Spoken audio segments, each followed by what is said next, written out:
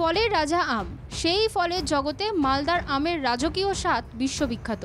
এবার সেই মালদার আমকে বিদেশে রফতানিযোগ্য করে তুলতে বিশেষ উপায় বের করল জেলা উদ্যান পালন দফতর। গাছের ডালে বিদেশি কায়দায় আমকে বিশেষভাবে প্যাকেটিং করা হচ্ছে। আন্তর্জাতিক বাজারে আম রফতানি করে মোটা টাকা লক্ষ্মী লাভের চেষ্টা চলছে। এবারে বিশেষ বিদেশি পদ্ধতি অবলম্বন করে আম বিদেশে রফতানিযোগ্য করে তোলার উদ্দেশ্যে বিশেষ প্যাকেটিং করা হচ্ছে মালদার আম। পরীক্ষামূলকভাবে রাজ্যে প্রথম এই পদ্ধতি দেখা দিয়েছে মালদা জেলার ইংরেজবাজার ব্লকের কমলাবাড়ি এলাকায়।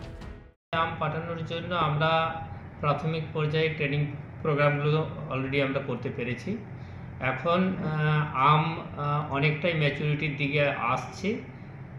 কিছুদিন আগে আমরা ওই ব্যাগিং সিস্টেমটা চালু করতে পেরেছি, যেটা মালদা জেলাতে অতীতে আমরা করিনি। কিন্তু ব্যাগিং যদি করা হয় তাহলে কি হয়, আমের যে কোয়ালিটিটা, মানে কালার বলুন, কোনো স্পট থাকবে না এবং কোনো পোকামাকড়ে ড্যামেজ করতে পারবে না, সেই জিনিসটা হবে।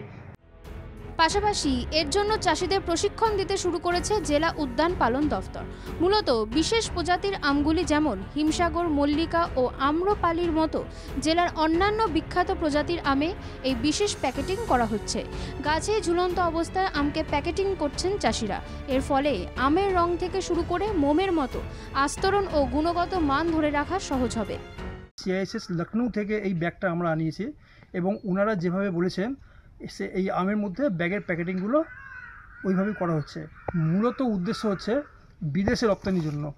বিদেশে মেন কী আছে যে আমের উপরে যে একটা পাউডার, মানে একটা পাউডারে একটা প্রলেপ থাকে বা মোমের মতো একটা যে চাকচিক্য ভাবটা থাকে, ওই চাকচিক্য ভাবটা এই প্যাকেট করতে গেলে এই চাকচিক্য ভাবটা বেশি আসে।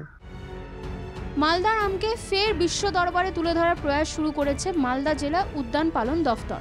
তার প্রথম ধাপ হিসেবে জেলা জুড়ে এই মরশুমে কৃষকদের ব্যাপক হারে প্রশিক্ষণ দেওয়া হয়েছে উন্নত মানের আম উৎপাদনের। পাশাপাশি আধুনিক কৃষি ব্যবস্থা প্রয়োগ করা হচ্ছে আম চাষে। এতে লাভবান হবেন জেলার আম চাষের সঙ্গে যুক্ত চাষি এবং আম ব্যবসায়ীরা।